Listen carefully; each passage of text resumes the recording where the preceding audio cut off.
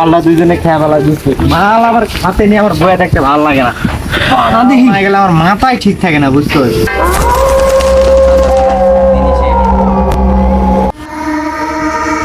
বহুদিন হইয়া গেছে মানুষের রক্ত খাই না, আজকে এই দিনে খুবই তৃপ্তি করে খামু। এখনই ওদের খাবো।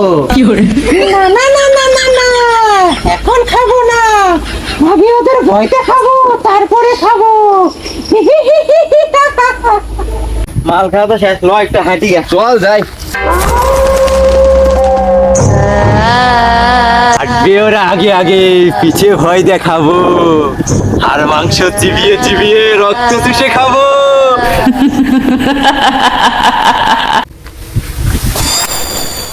কি রে বন্ধু, কি হয়েছে? কি জানি দৌড় মারলো। আরে কিছু নাই, চল বন্ধু, দেখা যাবো না, লো পালাই। আব্দুল্লাহ চালু হয়, চালু হয়। আব্দুল্লাহ, আব্দুল্লাহ, আব্দুল্লাহ, আব্দুল্লাহ কোনে গেল?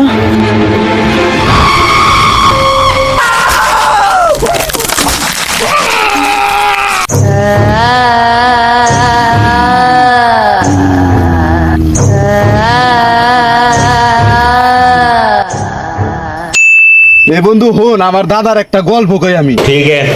আমার দাদাই ছিল 100 ভূতের সর্দার। আর আমার দাদার কথায় না, ভূত 10 বার উঠতো আর বসতো। আর আমার দাদার সামনে না একদিন এক রক্তচোষা পড়ছিল, এমন থাপ্পড় দিছিল না 10 হাত মাটির নিচে চলে গেছিল। তাই নাকি?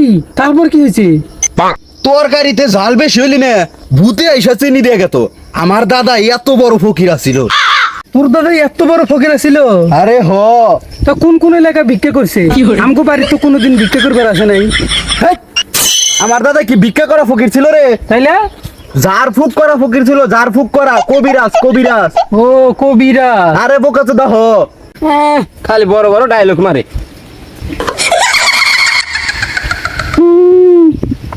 কি রে, কি হলো এমন করছ কে? কি রে তবে তুই জানিস কি হইলো? কি ভূত? কো ভূত? কই ভূত তো নাই। আসলে তো এলি তো আসিল। আমি যেখানে দাঁড়াই ওইখানে ভূতে আইতে ডরায়, যদিও সামনে পরে ভূতে ওইখানে খারাপ থেকে মুতে। ভাই আমার তো আর কোথাইছি, মোবাইল তো যাইবে। হ্যাঁ ভাই চল, আমার ভয় করতেছে। আচ্ছা চল।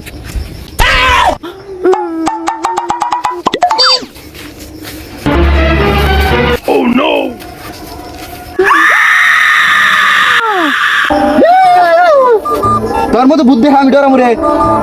হাগলে পেট হালকা হয়, না হাগলে হয় কষা। আর একটা আওয়াজ করবি তোর বুয়া যদি মুশাসা। মামা একটু মোটা দেখে দিস, শালি যে ভয় দেখাইছে, ভয়ে আমার আত্মায় খারাপ হয়ে গেছে। ওরে গালি দিছি তাই তোর শান্তি লাগছে বুকে। আর একটা কথা কইলে ওর গুয়াই থেকে শশাই না বইরা দিম তোর মুখে। এত রিয়াক্ট নিতে হবে না, ওর মুখে একটু পানি দে, দেখছে বেচারা বাইসা আছে না মরে গেছে। কিরে তোর পাঞ্জাবিতে পানি? তোর পাঞ্জাবি ভিজলো কেমনে? টয়লেটে হাঁকতে গেলে হাগে আমি কুতে, ভয়ঙ্কর এই রূপ দেখে দিয়েছিলাম মুতে। বেচারা অজ্ঞান হয়েছে দেখে একটা ভূত, এমন একটা সুযোগ পায় খাওয়া দিলি মুত। ভূত ভূত ভূত পালা পালা পালা। আরে দাঁড়া, আমি তো আছি, এত ভয় কিসের? এখন তুই ক, আমাকে তুই মারবার চাসকে? আমি তো রক্ত চুষে আর মাংস চিবিয়ে চিবিয়ে খাবো। সবই তো বুঝলাম, কিন্তু আমরা সবাই তোর কি ক্ষতি করেছি?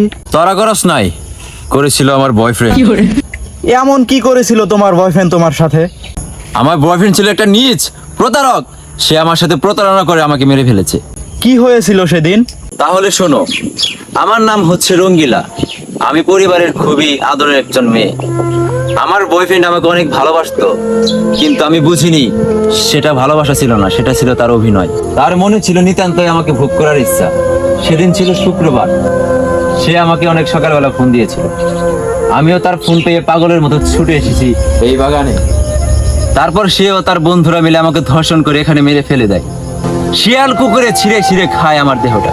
সেখান থেকে আমি প্রতিজ্ঞা করেছি, যতদিন না পর্যন্ত ওই শয়তানদের রক্ত আমি চুষে না খাবো, ততদিন পর্যন্ত আমি এই এলাকা ছাড়বো না।